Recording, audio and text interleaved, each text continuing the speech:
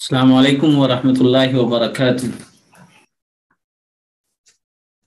آپ سب لوگ جوائن ہوتے جا رہے ہیں، تو پچھلی کلاس میں جو کچھ پڑھا گیا تھا تو اس سے متعلق پوچھا جائے کسی سے، کوئی بھی جواب دیں۔ سورۃ الفاتحہ میں کتنی آیتیں؟ السلام علیکم 7۔ ماشاء اللہ۔ سورۃ الفاتحہ کے مکمل ہونے پر کیا پڑھنا چاہیے؟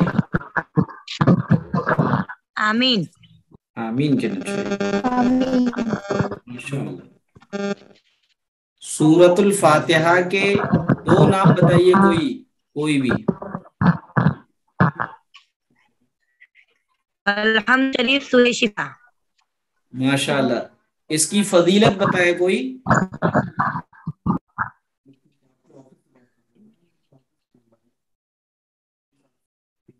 جی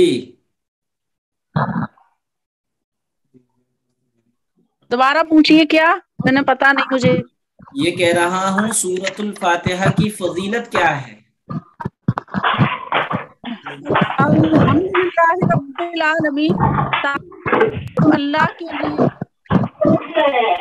رحمان الرحیم، بڑا مہربان اور رحم کرنے والا ہے۔ اہدنا الصراط المستقیم، نہیں سوری، الحمدللہ رب العالمین، مالک یوم الدین، قیامت کے دن کا مالک۔ ہاں، نور جہاں ملک آپ بتا رہی ہیں، یہ مالکی نہیں۔ ہاں مالکی، ہاں مالکی یوم الدین، جی قیامت کے دن کا مالک۔ جی۔ ایاک نعبد و ایاک نستعین، اے اللہ ہم تیری عبادت کرتے ہیں اور تجھی سے مدد مانگتے ہیں۔ اچھا تو ہاں، اہدنا الصراط المستقیم، اہدی نہیں، اہدنا الصراط المستقیم۔ آپ تلفظ صحیح کیجئے گا اپنا۔ اہدنا الصراط المستقیم، جی، اے ویل اللہ ڈن، ہمیں ویری سیدھے گڈ۔ راستے پر چلا۔ جی صراط الذین انعمت علیہم، وہ جی راستے پر جس پر تو نے انعام کیا اور تجھے غیر المغضوب، بھول ان گئی لوگوں کا۔ ان لوگوں کا راستہ جس کو تو نے۔ جی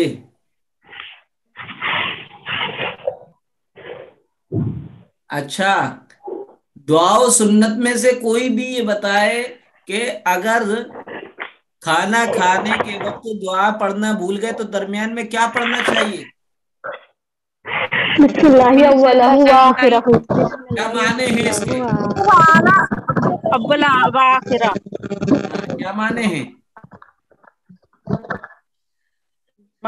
اللہ تعالیٰ کے نام سے شروع کرتی ہوں اور آخر میں اللہ کا نام لیتی ہوں، شروع اور آخر میں۔ ماشاء اللہ۔ اچھا یہ بتائیے اس کا پھر فائدہ کیا ہوگا اگر اس کو درمیانے کھانے میں اگر پڑھ لیا جائے تو کیا فائدہ ہوگا؟ شیطان نہیں کھائے گا کھانا کے ساتھ۔ شیطان نہ کھانے کا مطلب کیا ہے؟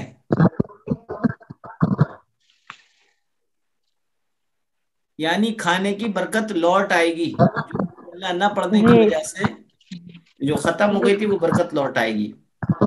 اچھا، کھانا کھانے کے بعد کی دعا بتائیں کوئی۔ الحمدللہ الذی اطعمنا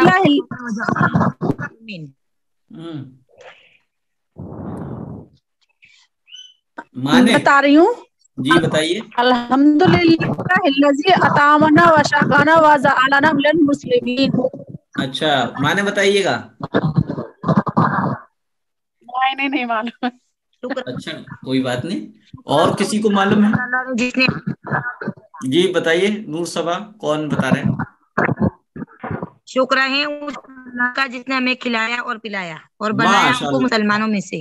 ماشاء اللہ ماشاء اللہ۔ اچھا یہ بتائیے گا، تیسرا کلمہ کوئی سنائے؟ تیسرا کلمہ کون سا ہے؟ سبحان اللہ والحمدللہ، سبحان اللہ لا الہ الا اللہ واللہ اکبر ولا حول ولا قوة الا باللہ العلی العظیم۔ علی عظیم. ہاں علی نہیں ہونا چاہیے, علی العظیم. علی العظیم. اچھا یہ بتائیں, شبلی فاطمہ بتائیں کہ تیسرے کلمے کا نام کیا ہے؟ مفتی صاحب مجھے اس بارے میں بھی معلومات نہیں ہے. کلمہ تمجید. ماشاء اللہ, جیم نکالیے گا. تیسرا کلمہ تمجید. تمجید. تمجید نہیں, تمجید. تمجید. تمجید. تمجید. تمجید. ہاں دیکھیے, تمجید تمجید کے معنی کوئی بتائے. تمجید معنی بزرگی. بزرگی. بزرگی کے معنی بزرگی یعنی عمر دراز. ہاں بڑائی, مرتبہ والا. بڑائی مرتبہ والا. ہاں جی جی. اچھا وضو میں کتنے فرض ہیں؟ وضو میں 4 فرض ہیں. اچھا اب میں نام لے کے پوچھوں گا, نام لے کے پوچھ لوں, کوئی بات تو نہیں؟ نہیں پوچھیے. ہاں کچھ لو. اچھا محمد زید حارثہ بتائیں کہ وضو کے فرائض کی ڈیفینیشن کیا ہے؟ جسے نہ کرنے سے وضو مکمل نہیں ہوگا, جن چیزوں کو نہ کرنے سے وضو مکمل نہیں ہوگا. نور جہاں ملک بتائے پوری ڈیفینیشن, پوری نہیں کری. کیا مفتی صاحب دوبارہ بولیے ذرا. وضو کے فرائض کی ڈیفینیشن بتائیے گا.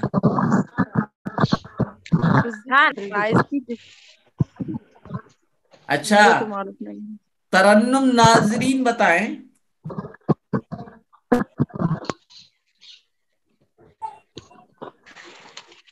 اچھا نیہا قریشی بتائیں.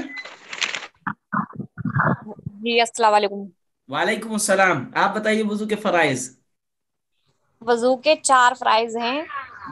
پیشانی کے بالوں سے تھوڑی کے نیچے تک, ایک کان کی لو سے دوسرے کان کی لو تک, دونوں ہاتھوں کی کوہنیوں سمیت دھونا. ایک پہلا والا مرتبہ پورا تو کیا نہیں آپ نے. ایک کان کی لو سے دوسری کان کی لو تک دوسرے پورا کان کی لو چہرہ تک. دھونا. جی ہاں ایک جی. کان کی لو سے دوسرے کان کی لو تک پورا چہرہ دھونا. ہاں.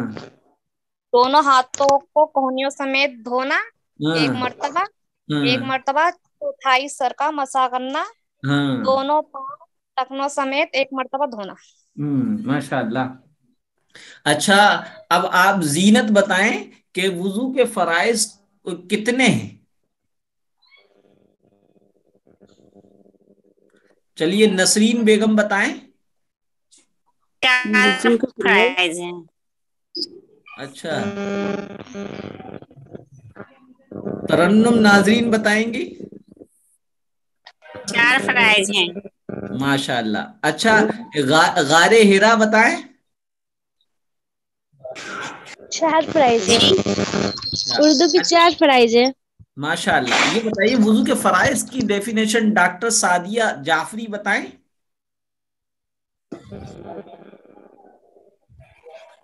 ڈاکٹر صاحبہ. کی معنی چلیے میں بتا دیتا ہوں. وضو کے فرائض ان چیزوں کو کہتے ہیں جن کے نہ کرنے سے یا اس میں کمی رہ جانے سے وضو نہ ہو, بلکہ جیسے پہلے بے وضو تھی ویسی ہی بے وضو رہے. اچھا آپ لوگ یہ بتائیے ہمارے نبی کب اور کہاں پیدا ہوئے؟ مکہ میں. مکہ میں. پورا جواب دیجیے. عرب ملک کے مکہ شہر. دیکھیے آپ لوگ خاموش رہیے گا, خاموش رہیے گا. یہ آواز آ رہی ہے.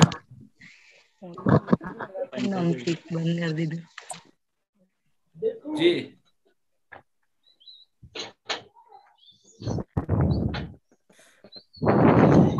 محمد زید حارثہ بتائیں.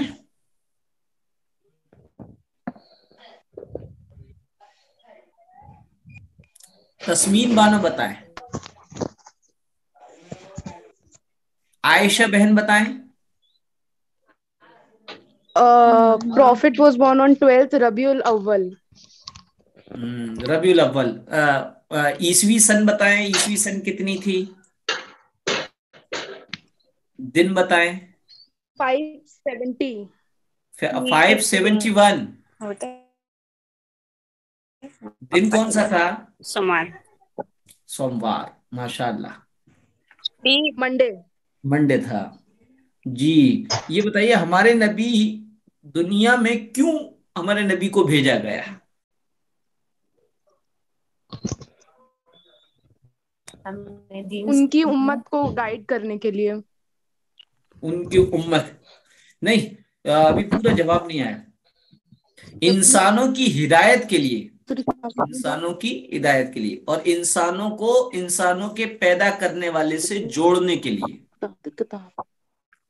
अच्छा, अब आप लोग खामोश रहेंगी, मैं क्लास स्टार्ट करता हूं। समझ में आ गया? आज आपके जी, आज आपको कुरान करीम के सबक में सूरतुल फील पढ़ाया जाएगा। यानी सूरतुल फील, अलम तरा कैफा फ़अल रब्बुका बिअस्हाबिल फील वाली सूरत को सूरतुल फील कहते हैं। इसका नाम क्या है? सूरतुल फील। हम आम तौर पर इस सूरत को सूरत अलम तरा वाली सूरत कहते हैं, अलम तरा वाली।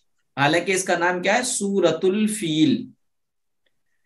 ये कुरान करीम की 105वें नंबर की सूरत है। मैंने बताया था पूरा कुरान करीम में 114 सूरतें हैं, और जो तरतीब है, जो कुरान करीम में कुरान करीम जो लिखा हुआ है उसे वज़ई तरतीब कहते हैं। वज़ई तरतीब, कुरान करीम की जो तरतीब है सूरतों की, उसके एतबार से ये जो सूरतुल फील है 105वें नंबर की सूरत है।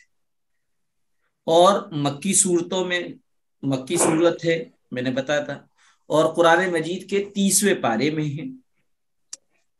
और इस सूरत को सूरतुल फील इसलिए कहते हैं कि इसमें असहाबुल फील का वाकया बयान किया गया है। असहाबुल फील कौन है? फील के माने अरबिक में हाथी के आते, हाथी वालों का किस्सा इसमें बयान हुआ है, इसलिए इसमें इसका नाम सूरतुल फील है। नुज़ूल की एतबार से, यानी नाजिल होने के एतबार से ये 19वें नंबर की सूरत है। यानी कुरान करीम की सूरतों को मैंने बताया था, कुछ सूरतें मक्की हैं, कुछ मदनी, और मुकम्मल 114 सूरतें। इन 114 सूरतों की दो तरतीब है, यानी दो नंबर हैं। एक तो नंबर वो है जो अल्लाह के रसूल सल्लल्लाहु अलैहि वसल्लम पर कुरान करीम नादिल होता था, उस एतबार से उस तरतीब को नुज़ूली तरतीब कहते हैं। और एक तरतीब जो है, एक नंबर जो है वो किताबत का, यानी कुरान करीम जब लिखा गया तो कौन सी सूरत कहाँ रखी जाए, ये भी अल्लाह के रसूल सल्लल्लाहु अलैहि वसल्लम को अल्लाह की तरफ से हुक्म दिया जाता था कि इस सूरत को इस सूरत के बाद रखा जाए, इस आयत को उस सूरत का जुज बताया जाए। बहरहाल, तो इस एतबार से सूरतुल फील 19वें नंबर की सूरत है। नाजिल होने के एतबार से ये 19वें नंबर की सूरत है। मक्की सूरत है, मैंने बताया था। इसमें कुल 5 आयतें। कितनी आयतें? कुल 5 आयतें हैं। इस सूरत का शान नुज़ूल, शान नुज़ूल कैसे कहते हैं? कुरान करीम की कोई आयत या कोई भी सूरत किसी वाक़े की वजह से, किसी रीजन की वजह से, जिस वाक़े और जिस रीजन की वजह से वो सूरत नाजिल होती है, उस रीजन और उस वाक़े को उस सूरत का शान नुज़ूल कहते हैं। उस सूरत का शान नुज़ूल कहते हैं। तो सूरतुल फील के शान नुज़ूल के बारे में ये तफसीरों में लिखा है कि अल्लाह के रसूल सल्लल्लाहु अलैहि वसल्लम से पहले मुल्क यमन सनआ में, मुल्क यमन का एक शहर है सनआ, बल्कि दारुल सल्तनत यानी कैपिटल यानी राजधानी, वहां पर एक बादशाह था, ईसाई मजहब का बादशाह था। इसका नाम अबरहा था। तो اس نے بیت اللہ کی جو مقبولیت لوگوں میں دیکھی، بیت اللہ یعنی خانہ کعبہ کی، اور خانہ کعبہ اور بیت اللہ کی مقبولیت زمانے جاہلیت میں بھی لوگوں کے دلوں میں تھی، کیونکہ خانہ کعبہ دنیا میں سب سے پہلا گھر ہے۔ قرآن کریم میں فرمایا گیا ان اول بیت وضع للناس، وہ گھر جو لوگوں کے لیے عبادت کے طور پر بنایا گیا وہ بیت اللہ ہے، جس کو آدم علیہ السلام نے پھر تاریخ کی اعتبار سے اس پہ کئی وہ آئے، حضرت ابراہیم علیہ السلام نے، پھر اس کے بعد جو ہے کفار مکہ نے، اور پھر اس کے بعد اللہ کے رسول صلی اللہ علیہ وسلم کے بعد بھی خانہ کعبہ کی تعمیر ہوئی۔ تو خانہ کعبہ کی تعمیر کو اور اس کی مقبولیت اور اس کی عقیدت اور محبت کو دیکھ کر اس ابرہا نامی شخص نے یہ تہیہ کر لیا کہ ایک کنیسہ یعنی گرجا گھر جو چرچ ہوتا ہے عیسائیوں کی عبادت کرنے کا، تو اس نے ایک چرچ بنوایا، ایک گرجا گھر بنوایا ملک صنعاء میں یعنی یمن، اور لوگوں کو یہ اعلان کرایا کہ آج کے بعد کوئی بھی مکہ بیت اللہ کے طواف کے لیے نہیں جائے گا، بلکہ وہ اس مطلب کہ میرے بنائے ہوئے چرچ کا طواف کرے گا۔ عرب قوم جو ہے بڑی غیور اور خوددار ہوتی ہے، اس میں سے کسی ایک نے ابرہا نامی بادشاہ کے بنائے ہوئے چرچ میں جا کے گندگی کر دی، بعض روایتوں میں آتا ہے کہ آگ لگا دی، جس کی وجہ سے ابرہا نے یہ قسم کھائی کہ میں خانہ کعبہ کو ڈھا دوں گا، خانہ کعبہ کو بالکل زمین سے مٹا دوں گا، اور اس کے لیے وہ ہاتھیوں کا لشکر لے کے نکلا۔ خود وہ بادشاہ جس ہاتھی پر بیٹھا تھا اس ہاتھی کا نام محمود تھا، اور راستے میں جو کوئی اس کی مخالفت کرتے ہوا آیا اس کو بھی وہ کچلتا ہوا آگے بڑھتا چلا آیا۔ اللہ کے رسول صلی اللہ علیہ وسلم کے دادا محترم حضرت عبد المطلب اس وقت جو ہے بیت اللہ کے متولی تھے، ذمہ داری حاجیوں کو سقایا یعنی پانی پلانا اور ان کی مہمان نوازی کرنا، یہ سب نبی پاک صلی اللہ علیہ وسلم کے خاندان کے لوگ، آپ کے دادا چچا وغیرہ انجام دیا کرتے تھے۔ تو ابرہا کی فوج نے مکہ میں انٹر کرتے ہوئے عبد المطلب کے اونٹوں کو پکڑ لیا، اس پہ قابض ہو گیا۔ عبد المطلب جو ہے اس کے پاس گئے۔ حضرت عبد المطلب جو ہمارے پیارے آقا کے دادا جان تھے، اللہ تعالیٰ نے ان کو چہرے پر ایسا رعب دے رکھا تھا کہ جب ابرہا کے دربار میں وہ پہنچے تو ابرہا آپ کے رعب کی وجہ سے اپنی جگہ سے اٹھا اور نیچے آ کے بیٹھ گیا اور آپ سے بات کری اور پوچھا کہو عبد المطلب کیوں آئے ہو؟ آپ نے فرمایا کہ بھائی میرے اونٹ جو تھے وہ تمہاری فوج نے پکڑ لیے ہیں، میں اپنے اونٹوں کو لینے آیا۔ تو ابرہا نے کہا اوہو، جو تو عبد المطلب تمہاری جو عقیدت، احترام اور جو امیج میرے دماغ میں تھی وہ سب ختم ہو گئے، میں تو سمجھ رہا تھا تم اپنے بیت اللہ خانہ کعبہ کے بارے میں بات کرنے آئے ہوگے، تم نے تو اونٹوں کی بات کی۔ تو عبد المطلب نے جواب دیا کہ دیکھو میں جس لیے آیا ہوں وہ میں اس کا مالک ہوں، رہا بیت اللہ کی تو بیت اللہ کے لیے میں مالک نہیں ہوں، بیت اللہ کا جو مالک ہے وہ اس کی حفاظت خود کر لے گا۔ چنانچہ ادھر عبد المطلب آئے واپس اور بیت اللہ کا غلاف پکڑ کر دعا کری، اے اللہ تعالیٰ تو ہی حفاظت کرنے والا ہے، جابر و ظالم بادشاہ اپنی طاقت اور پاور کے ساتھ اس تیرے گھر کو ڈھانے کے لیے آیا ہے، گرانے کے لیے آیا ہے۔ وہ بڑا ادھر انہوں نے رو دھو کر دعا کری۔ اللہ تعالیٰ نے اپنی گھر کی حفاظت کس طریقے سے کی کہ جب ابرہا نامی بادشاہ مکہ میں بڑھا تو اس کا جو ہاتھی تھا وہ بیت اللہ کی طرف رخ کرنے کے لیے تیار نہیں تھا۔ فیل بان جو ہاتھیوں کو چلاتے انہیں فیل بان کہتے ہیں، بہت کوشش کری لیکن ہاتھی آگے نہیں بڑھا تھا، دائیں بائیں جانب پیچھے بڑھتا تھا لیکن بیت اللہ کی طرف وہ نہیں بڑھتا تھا قدرتی طور پر۔ تو اور ہاتھی بڑھے تو اللہ تعالیٰ کی طرف سے یہ حفاظت کا انتظام ہوا کہ ابابیل ایک پرندہ ہے، ایک برڈ پکشی ہے چھوٹا سا، اس کو اللہ تعالیٰ نے اسی وقت پیدا کیا۔ بعض لوگ کہتے ہیں کہ اب بھی اس کا وجود ہوتا ہے، وجود ہے وہ اب بھی پایا جاتا ہے۔ تو ابابیل پرندے بہت سارے غول کی غول میں آئے اور ان کی چونچ میں ایک کنکری تھی اور 2 پنجوں میں تھی، اور اس کنکری کو وہ فضا میں سے اوپر سے چھوڑتے تھے، اور وہ کنکری ابرہہ کے لشکر کے جس فوجی کے سر پر گرتی تھی اس فوجی کا پورا بدن ایسے گلتا چلا جاتا تھا جیسے موم بتی اور جو شمع ہوتی ہے وہ پگھلتی چلی جاتی، ایسا پورا بدن پگھل جاتا تھا۔ اس طریقے سے سارا لشکر غرق ہو گیا۔ خود ابرہہ بادشاہ یہ جان بچا کر بھاگا یمن صنعاء کی طرف، آخر کار اس کا بھی بدن گل سڑ کے اس طریقے سے اس کو بھی ہلاکت حاصل ہو۔ یہاں سوال یہ اٹھتا ہے کہ ایک معمولی سی کنکری میں اتنی طاقت اور قوت کیسے آ سکتی؟ اس طاقت و قوت اس لیے آ سکتی ہے کہ انسان کا بنایا ہوا ایک اوزار، ایک پستل جو ہوتی ہے اس کا ایک چھوٹا سا اوزار ہوتا ہے جیسے اسے وہ بولتے ہیں، تو اس کو دبانے سے، گھوڑا دبانے سے ایک گولی نکلتی ہے اور اس سے بڑا جانور اور بڑا سے بڑا انسان دھراشے ہو جاتا ہے، گر جاتا ہے۔ تو ایک انسان کا بنائے ہوئے کی میں اتنی طاقت اور قوت ہوتی ہے، تو انسانوں کے بنانے والے اللہ نے کنکری میں کتنی طاقت رکھی تھی کہ اس سے پورا ابرہہ کا لشکر خاک ہو گیا، مٹی میں مل گیا۔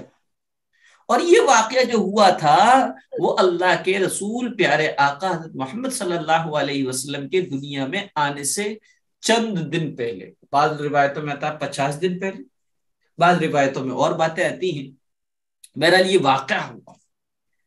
اب یہ واقعہ اس صورت میں بتایا اس لیے گیا کہ اے مکہ کے لوگوں، یہ ہمارے نبی محمد صلی اللہ علیہ وسلم واقعی نبی ہیں، کیونکہ یہ ان چیزوں کی بھی خبر دے رہے ہیں جس وقت یہ پیدا بھی نہیں ہوئے تھے، اس واقعے کی بھی خبر دے رہے ہیں۔ چنانچہ اس آیت صورت میں کہا گیا الم ترى کیف فعل ربک باصحاب الفیل، کیا نہیں دیکھا آپ نے کہ کیا انجام کیا آپ کے رب نے ہاتھی والوں کے ساتھ؟ الم یجعل کیدہم فی تضلیل، اللہ تعالیٰ نے ان کی تمام تدبیروں کو بیکار کر دیا۔ کیا اللہ نے ان کی تدبیروں کو بیکار نہیں کر دیا؟ یعنی ان کو ارادے اور عزائم لے کر آئے تھے کہ بیت اللہ کو صفحہ ہستی سے مٹا دیں گے، اللہ نے ان کو ناکام و نامراد کر دیا۔ وَأَرْسَلَ عَلَيْهِمْ طَيْرًا أَبَابِيلَ، اور بھیجے ان کے اوپر ابابیل پرندوں کو، ترمیہم بحجارۃ من سجیل، جو ان پر برسا رہے تھے، پھینک رہے تھے، بحجارۃ من سجیل، گیلی مٹی کے پتھر، گیلی مٹی کی کنکری۔ آپ نے کسی دریا یمنا کے تٹ پر، کنارے پر ایسی کنکری دیکھی ہوگی جو مٹی کی ہوتی لیکن سوکھ جانے کے بعد وہ بہت زیادہ نوکیلی ہوتی، تو بحجارۃ من سجیل اسی کنکری کو کہتے، ترمیہم بحجارۃ من سجیل، جو پرندے ان پر برسا رہے تھے، پھینک رہے تھے گیلی مٹی کی کنکر، گیلی مٹی کے پتھر، فجعلہم کعصف مأکول، اللہ تعالیٰ نے ان کو بنا دیا کھائے ہوئے بھوسے کی طرح۔ کھایا ہوا بھوسا یعنی کہ جانور بھوسا کھاتا ہے، اس میں لید کرتا ہے یا پھر جو ہے گوبر کرتا ہے، وہ جب سوکھ جاتا ہے تو اس کو جو بچہ معمولی بچہ بھی بغیر کسی طاقت اور قوت کے یوں اس کو مسل دیتا ہے اور وہ ہوا میں اڑ جاتا ہے۔ تو اللہ تعالیٰ نے ابرہہ اور اس کے فوجیوں پر اس طریقے سے حملہ کر کے ان کی حالت ایسی کر دی جیسے کہ وہ ایسے پگھل گئے تھے اور مٹ گئے تھے کہ جیسے کہ کھائے ہوا بھوسا ہو، جیسے کسی جانور نے بھوسا کھایا اور اس کے بعد پخانے کی شکل میں یا لید یا گوبر کی شکل میں نکال دیا اور وہ سوکھ گیا اور پھر اس کا نام و نشان ختم ہو گیا۔ بہرحال اس سورت کا نام سورت، یہ اس کا شائع نزول ہے۔ اس کی فضیلت یہ، کوئی بھی جابر یا ظالم، یہ فضیلت حدیث سے ثابت نہیں ہے، البتہ تجربات الصالحین یعنی بزرگان دین نے اپنے تجربات کی روشنی میں قرآن کریم کی آیتوں اور صورتوں کی فضیلت اس معنی کر بتائی ہے، مخصوص جو بتائی ہے۔ بعض صورتوں کی فضیلت احادیث میں آئی ہے، بعض صورتوں کی فضیلت احادیث میں نہیں آئی، تو ان صورتوں کی فضیلت وہی بن جائے گی جو پورے قرآن کی ہے، شفاء للناس وہدی للناس، کہ لوگوں کے لیے شفا بھی ہے، ہدایت بھی ہے، تو یہ فضیلت اس کی میں بن جائے گی۔ لیکن فرمایا کہ کوئی جابر ظالم بادشاہ ہے، طاقتور کوئی انسان ہے جو اپنی طاقت کے بلبوتے پر ہمارے حقوں کو مارنا چاہتا ہے یا ہم پر غالب آنا چاہتا ہے، اس پر ہم اللہ کی مدد حاصل کرنا چاہیں تو اس سورت کو بہت زیادہ کثرت کے ساتھ پڑھیں۔ اللہ تعالیٰ اس سورت کے پڑھنے کی وجہ سے جابر و ظالم کے دل میں یا تو نرمی پیدا کر دے گا یا اس کی تدبیروں کو اللہ بیکار کر دے گا اور آپ کو غالب فرما دے گا۔ یہ تو جو ہے سورت الفیل کی فضیلت تھی، تو یہ آپ نے نوٹ کر ہی لیا ہوگا۔ اب ہم آتے ہیں دعا و سنت میں۔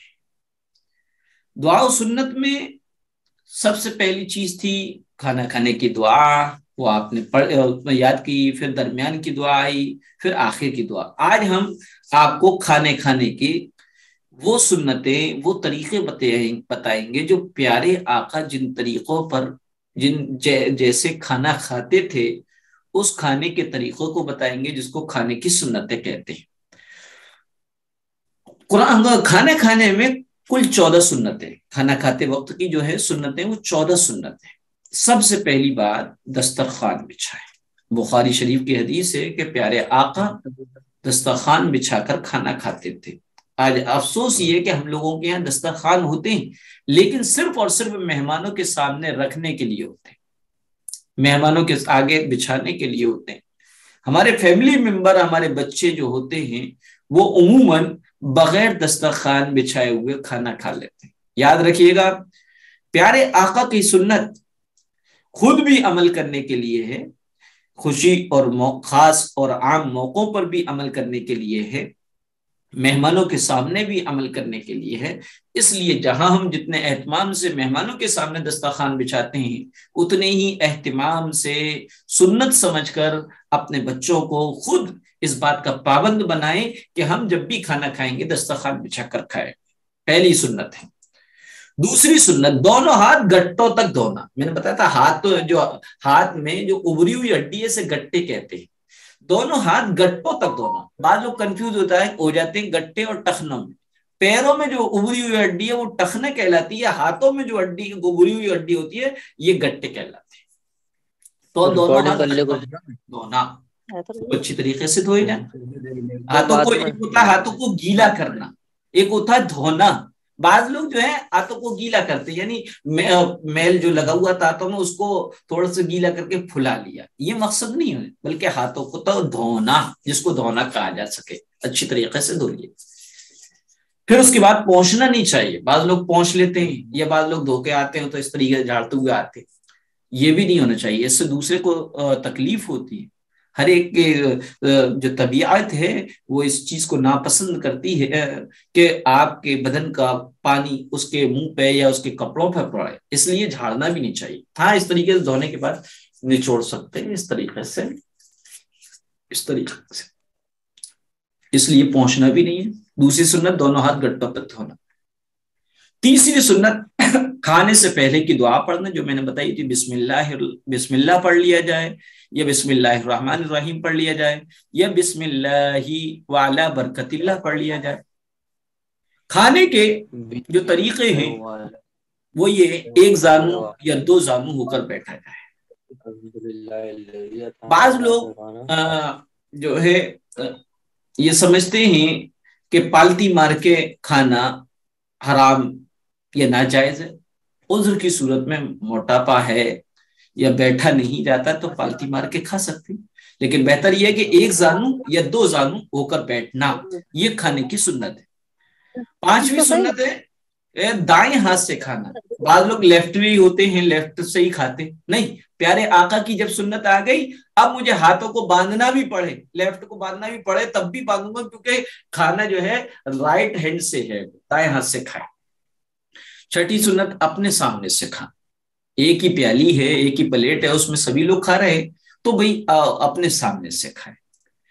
3 उंगलियों से खाए। अब 3 उंगलियों का मसला ये होता है, बाद मर्तबा समझ में नहीं आती, कंफ्यूज होते हैं कि भाई 3 उंगलियों से कैसे खाया जाए।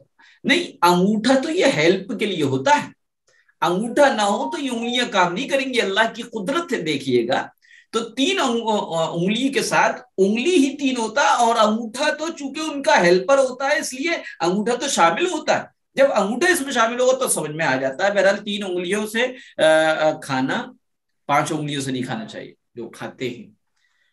अगर लुकमा गिर जाए तो उठाकर खा लेना। देखिए, एक लुकमा होता है दस्तरखान पे गिरा, उसको उठाकर खा लिया, ठीक है, बिल्कुल दुरुस्त है। एक ये कि कोई मुंह में चला गया, मुंह में चले जाने के बाद फिर वो निकल कर बाहर आया, तो बाज लोग समझते हैं उसको नहीं खाना चाहिए क्योंकि ये हराम हो जाता है, या क्या है, बिल्कुल गलत है। ये बिल्कुल गलत मसला समझ में आया। अगर मुंह से निकला हुआ कोई लुकमा अगर आपकी तबीयत चाह रही है तो खा सकते हैं, तबीयत नहीं चाह रही तो ना खाए, लेकिन इसको हराम भी ना समझे। अब बाद लोग समझते हैं कि इसलिए नहीं खाना चाहिए कि ये मुंह में चला गया। हालांकि आप लॉलीपॉप खाते हैं, कुल्फी खाते हैं, तो उसको क्या करते हैं, मुंह में ले जाते हैं, फिर उसके बाद चाट के फिर उसको दोबारा मुंह में ले गए। तो इस तरीके से ये ना समझा जाए कि इस तरीके से खाना जो मुंह के अंदर जाने के बाद जो लुकमा गिरेगा उसको नहीं खाना चाहिए। खा सकते हैं, अगर दिल आपका चाहे तो खा सकते हैं। नबी सुन्नत है बर्तन और उंगलियों को चाट कर साफ करना। इसमें प्लाज्मा होता है, इसमें जो निकलता है अल्लाह ताला ने हाजमे की वो रखी है, तो उंगली अगर सन जाए तो चाट ले, लेकिन खाने के लास्ट में, दरमियान में नहीं। बाद लोग दरमियान में चाटते रहते हैं। ये सुन्नत जो है 13 सुन्नतों में से कुछ सुन्नतें जो हैं ऐसी हैं जो स्टार्टिंग के वक्त की हैं, कुछ सुन्नत ऐसी हैं जिनका बीच में भी ख्याल रखना है, कुछ सुन्नत ऐसी हैं जिनका लास्ट तक ख्याल रखना है, और कुछ सुन्नतें ऐसी हैं जिसमें लास्ट में ही उस पर अमल करना है। जैसे कि बर्तन और उंगली को चाट कर साफ करना, ये खाने की लास्ट सुन्नतों में से। और टेक लगा कर ना खाएं, टेक लगाकर हरगिज ना खाएं। खाने में ऐब ना निकालें, खाने में बिल्कुल ऐब नहीं लगाना चाहिए। इस प्यारे आका की इस छोटी सी सुन्नत में आपके कितनी चीजें रखी हुई। मसलन आप में से कोई एक है, किसी ने घर में करेले बने तो नहीं खाए। अब आपके डैडी, आपके अब्बू रात में आते हैं और ये पूछते हैं कि भाई फलाने क्यों नहीं खाया। एक फॉर एग्जाम्पल, आयशा ने खाना क्यों नहीं खाया, तो आयशा की अम्मी ने कहा कि इसलिए नहीं खाया कि उसको टिंडे पसंद नहीं है या करेले पसंद नहीं है। तो उन्होंने कहा कि अरे भाई तुमने कोई और चीज उसके पसंद की क्यों नहीं बना ली। तो बाद मरतबा हालात सब एक से नहीं होते, तो आयशा की अम्मी ने कहा कि दरअसल पैसे ही इतने थे जिससे क्या है मैं करेले ही बना सकती थी और दूसरी सब्जी नहीं बना सकती थी। तो इस आपने खाने में ऐब लगाया और ये कहा कि मैं नहीं खाती और आप ही खा लो, यही बना लेती हैं, तो इसका नतीजा ये हुआ कि आपके रात भर आपके अब्बू जान को नींद नहीं आएगी, वो टेंशन में होगी। फिर जब सुबह वो काम पे जाएंगे तो पूरे दिन में उनकी ये कोशिश रहेगी कि मुझे आज इतना वर्क करना है, इतनी मेहनत करनी है कि किसी तरीके से मैं अपनी बेटी ने, क्योंकि मेरी बेटी ने कल से खाना नहीं खाया, मैं अपनी बेटी के लिए उसकी पसंद की चीज में पकवा सकूं। चुनाचे वो करते, वो मेहनत करते हैं, बाद मर्तबा हराम जराई की तरफ भी चले जाते हैं। इसलिए प्यारे आका की जो सुन्नत है कि खाने में ऐब ना लगे, खाए अच्छा लगे खा ले, ना अच्छा लगे तो आप दूसरे तरीके से खा ले। क्यों अम्मी का, क्यों अब्बू का दिल खराब करते हैं। आप जो है वो खा ले, अचार ले ले, आमलेट बना ले, बहुत सारी चीजें हैं। बहुत ज्यादा गर्म नहीं खाना चाहिए, बहुत ज्यादा गर्म खाते اور اس میں بہت زیادہ جب گرم کھایا جاتا ہے اس میں ایک بہراٹ کی شکل، ایک لالچی آدمی کی شکل بن جاتی ہے، منہ بھی ادھر کر رہے ہیں، آ کر رہے ہیں، اس طریقے سے بہت زیادہ گرم بھی نہ کھائیں۔ کھانے کے بعد کی دعا پڑھنا جو کہ آپ کو میں نے یاد ہی کرا دی ہے، کھانے کے بعد ہاتھ دھونا اور کلی کرنا، یہ کھانے کی کل 13 سنتیں تھیں جو میں نے آپ کو بتا دی۔ آپ امید ہے کہ یاد رکھیں گے۔ آج آپ کا چوتھا کلمہ چلتا ہے۔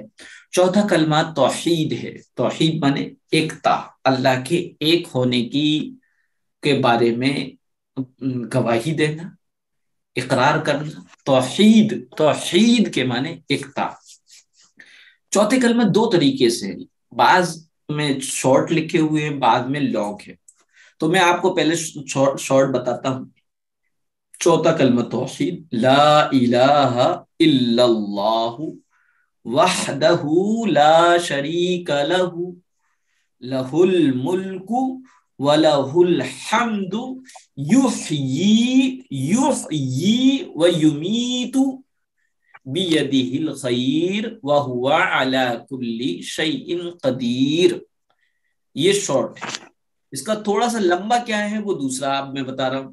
لا الہ الا اللہ وحدہ لا شریک لہ لہ الملک ولہ الحمد یحیی ویمیت وہو حی لا یموت بیدہ الخیر وہو حی لا یموت ابدا ابدا ذو الجلال والاکرام بیدہ الخیر وہو علی کل شیء قدیر۔ یہ چوتھا کلمہ ہے، اور چوتھا کلمہ آپ کو صحیح تلفظ کے ساتھ یاد کرنا ہے۔